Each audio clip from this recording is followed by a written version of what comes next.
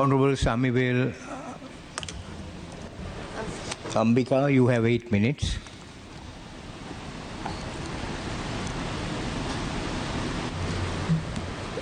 கௌரவ சபாநாயகர் அவர்களிடம் இந்த அனுமதி.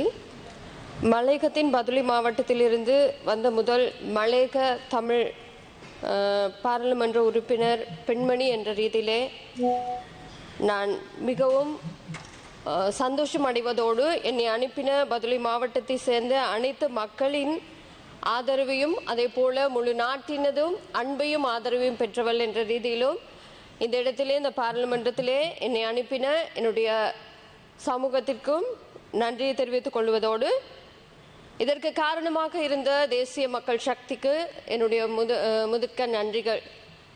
காரணம், தேசிய மக்கள் சக்தியானது இந்த பாராளுமன்ற தேர்தலிலே முழு நாட்டினதும் மக்களுடைய ஆதரவை பெற்றதற்கு காரணம் அந்த மக்களுடைய சமூகத்தில் இருக்கிற மக்களுடைய உண்மையான பிரதிநிதிகளை தெரிவு செய்ததின் விளைவுதான்.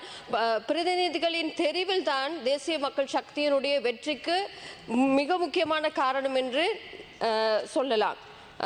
வடக்கையும் கிழக்கையும் தெற்கு மேற்கு எல்லா இடங்களிலும் எல்லா மக்களையும் சுதந்திரித்துக் கொள்வதற்கு சிறந்த தேர்வு மலையக மக்களை எடுத்துக்கொண்டால் மலையக மக்களுடைய மலையகத்தின் பிரச்சனைகளை அறிந்த மலையகத்தின் பிரதிநிதிகளை தேசிய மக்கள் தெரிவு செய்தது. அதே போல அங்கவினர்கள் எடுத்துக்கொண்டால் அங்கவினர்களுடைய கருத்துக்களை தெரிவிப்பதற்காக அங்கவினரில் ஒருத்தரை தெரிவு செய்தது. அப்படி ஒவ்வொரு சமூகத்திலும் அந்தந்த சமூகத்தை பிரதிநிதித்துவப்படுத்துகிற உண்மையான பிரதிநிதிகளை தெரிவு செய்ததின் விளைவு தேசிய மக்கள் சக்தியினுடைய வெற்றிக்கு அடித்தளம் இட்டது என்று சொல்லலாம். அதே போல விசேடமாக மலையக மக்களுடைய பிரதிநிதியாக என்னை இந்த இடத்திலே அனுப்பின எனது சமூகத்தை எடுத்துக்கொண்டால் 201 வருட கால இந்தியாவிலிருந்து கூலிப்படையாக இந்நாட்டிற்கு வரவழைக்கப்பட்ட எங்களுடைய சமூகமானது எங்களுடைய தேசிய அரசியலிலே 75 வருட அரசியல் வாழ்க்கையிலும் இன்று வரைக்கும் தங்களுடைய குறிப்பிட்ட ஒரு பிரச்சனைகளை குறிப்பிட்ட அன்றிலிருந்து இன்று வரைக்கும் கூறி வருகிற குறிப்பிட்ட பிரச்சனைகளுக்கு இன்று வரைக்கும் நிரந்தரமான நிலையான தீர்வுகள் வழங்கப்படாமல் தற்காலிகமாக ஏமாற்று வித்தைக்காரர்கள் போல ஏமாற்றப்பட்ட சில தீர்வுகளை மாத்திரம் கொடுத்து இன்று வரைக்கும் சொல்லப்படுகின்ற சில பிரச்சனைகள் இன்றுக்கும் சொல்லிக்கொண்டே இருக்கின்றனர். அதற்கு தீர்வாக தான் மலையக மக்களுடைய பிரதிநிதியாக மலையக மக்களுடைய வேதனைகளையும் கஷ்டங்களையும் அறிந்தவள் என்ற ரீதியிலே அந்த மக்களுக்காக குரல் கொடுக்க வேண்டும், அவர்களுக்கு ஒரு விழிப்பை ஏற்படுத்தி அந்த மக்களை வாழ்வாதாரத்திற்கு ஒரு மாற்றத்தை உண்டு பண்ண வேண்டும் என்ற நோக்குடன் தேசிய மக்கள் சக்தியானது என்னை இந்த இடத்திற்கு வரவழைத்திருக்கிறது. விசேடமாக சொல்லுவோம் என்று சொன்னால் மலையக மக்களுடைய பிரச்சனைகளை தேசிய மக்கள் சக்தியானது தங்களுடைய ஆட்சிக்கு வருவதற்கு முன்பதாகவே நன்கு அறிந்து தேடி அறிந்து விசேடமாக மலையக மக்களுடைய காணி பிரச்சனை, வீட்டு பிரச்சனை, அதே போல ஊதிய பிரச்சனை, சுகாதாரம், கல்வி என்ற பிரதான பிரச்சனைகளுக்கு தீர்வாக எங்களுடைய ஆட்சிக்கு நாங்கள் வருவதற்கு முன்பு இந்த வருடம் நாங்கள் ஆட்சிக்கு வருவதற்கு முன்பதாகவே 2022ஆம் ஆண்டு அக்டோபர் மாதம் 27ஆம் தேதி எட்டன் பிரகடனம் மூலமாக இதற்கான எல்லா தீர்வினையும் தெளிவாக மலையக மக்களுக்கு தேசிய மக்கள் சக்தி முன்வைத்தது என்று சொல்லலாம். அதன் அடிப்படையில் தேசிய மக்கள் சக்தியானது நாங்கள் காணி உரிமை எடுத்துக்கொண்டால் காணி பிரச்சனை இன்றையும் பேசு பொருளாக காணப்படுகிறது. அதே போல வீட்டு பிரச்சனை, இதற்கெல்லாம் காரணம் அன்று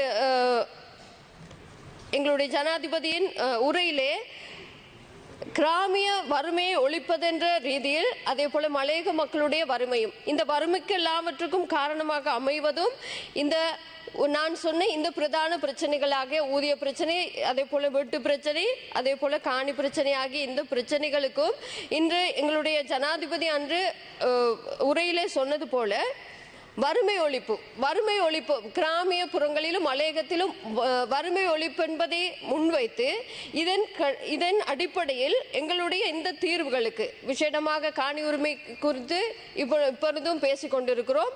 அதற்கான சிறந்த தீர்வினை படிப்படியான இந்த காலப்பகுதிகளிலே தீர்வை பெற்றுக் கொடுப்பதற்கான வழிவகைகள் அமைக்கப்பட்டிருக்கிறது. அதே போல வீட்டு திட்டமும் அதே போல தற்காலிகமான வீட்டு திட்ட அல்ல, உரித்துடைய காணி உரிமையோடு கூடிய வீட்டு உரிமையும் வழங்கப்படுவதோடு விசேடமாக மலையக மக்களிடையே காணப்படுகிற பிரதான பிரச்சனை தான் அவர்கள் அங்கீகாரம் என்பது மலையக பிரச்சனை மக்களுடைய பிரதான பிரச்சனையாக காணப்படுகிறது. அவர்கள் மலையக தமிழர்கள் என்ற அடையாளத்தோடு அவர்களும் இலங்கையர் என்ற ரீதியிலே இவ்வளவு காலமாக தோட்டப்புறத்தவர்கள் மலையக தமிழர்கள் மலையக தோட்ட தொழிலாளிகள் மலையக தோட்ட தொழிலாளர்கள் என்ற ரீதியில் சில கிடைக்க வேண்டிய நன்மைகள் சலுகைகள் சிலது பறிக்கப்பட்டிருக்கிறது. இந்த நிலைமை மாறி மலையக தமிழர்கள் என்ற அடையாளத்தோடு நாங்களும் இலங்கையர் என்ற ரீதியிலே தேசிய நீரோட்டத்தோடு இணைந்து எங்களுடைய கல்வியிலும் எங்களுடைய சுகாதாரத்திலும் எங்களுடைய விளையாட்டுத்துறையாக இருக்கட்டும் அனைத்து துறைகளிலும் எங்களுடைய பிள்ளைகளும் எங்களுடைய சமூகமும் ஒன்றோடு ஒன்று முற்றி மோதி முன்வரவும் அதே போல அவங்களுடைய அபிவிருத்திகளை பெற்றுக்கொள்வதற்கான வேலை திட்டங்களை தேசிய மக்கள் சக்தி பெற்றுக் கொடுப்பதற்கான உறுதித்தை பெற்றுக் கொடுப்பதோடு விசேடமாக கல்வியை எடுத்துக்கொண்டால் இன்றும் மலையக கல்வியானது தோட்டப்புற பாடசாலைகள் என்ற ரீதியிலே பின்தள்ளப்பட்டிருக்கிறது. இதனை மாற்றுவதற்காக தேசிய மக்கள் சக்தியினுடைய கொள்கை பிரகடனத்திலும் அதற்கான வேலை திட்டங்கள் அமைக்கப்பட்டிருக்கிறது. இதற்கு எல்லாவற்றுக்குமான தீர்வை தேசிய மக்கள் சக்தியின் கொள்கை பிரகடனத்தில் வெளியிடப்பட்டதோடு 2 அல்லது 3 கிலோமீட்டருக்குள்ளாகவும் அதே எல்லா விதமான சலுகைகளை கொண்ட பாடசாலைகள் இன்று வரைக்கும் இருக்கின்ற பிரச்சனைகளை தீர்த்து தேசிய மக்கள் சக்தியினுடைய அளவிலே சொல்லப்படுகின்ற வீட்டு பிரச்சனை அதே போல காணி பிரச்சனை அதே போல சுகாதாரம் இந்த பிரச்சனைகளுக்கு தீர்வை வழங்குவது ஊர்ஜிதமாகின்றது.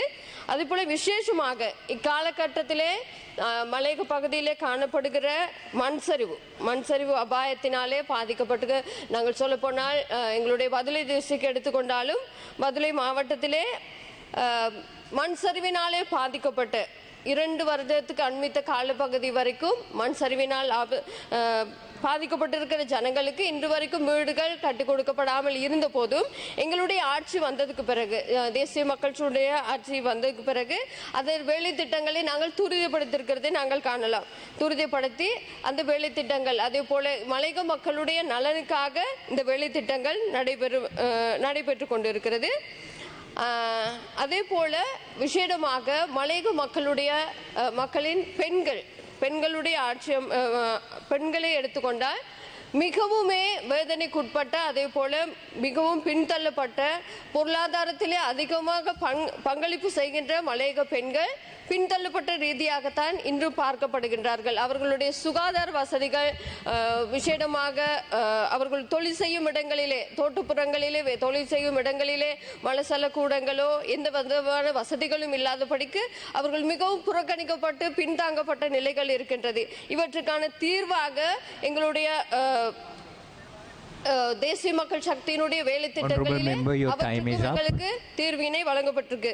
விசேடமாக இவை எல்லாவற்றுக்கும் மேலாக மலையக மக்களை பொறுத்தளவிலே மலையக மக்களும் தேசிய நீரோட்டத்தோடு இணைந்து எங்களுடைய மக்கள் எதிர்பார்க்கின்ற இத்தனை 76 வருட கால ஆட்சியாளர்கள் இன்று வரைக்கும் மலையக மக்களுக்கு பெற்றுக் கொடுக்காத அநேக மலையக அரசியல்வாதிகளாக மலையக மக்களுக்கு பெற்றுக் கொடுக்கப்படாத பல காரியங்களை தேசிய மக்கள் சக்தியினுடைய மலையக பிரதிநிதி என்ற ரீதியிலே அவர்களுடைய பங்கை நிறைவேற்றி அவர்களுக்கான கிடைக்க வேண்டிய எல்லா உரிமைகளையும் பெற்றுக் கொடுப்போம் என்பதும் உறுதிப்படுவதோடு விசேடமாக இன்று இருக்கிற ஆளும் கட்சியாக இருக்கட்டும் அதே போல எதிர்கட்சியாக இருக்கட்டும் எல்லா மக்களிடத்திலும் எங்களுடைய மக்கள் எதிர்பார்க்கின்ற ஒரே விடயம் நாங்கள் இங்கிருந்து நாட்டின் எங்கள் நாட்டை கட்டியெழுப்புவதற்கு நாம் அனைவரும் ஒன்றிணைந்தவர்களாக எங்களுடைய பங்கினை நிறைவேற்ற வேண்டும் என்பதே எல்லா மக்களுடைய ஒரே அவாவாய் இருக்கிறது.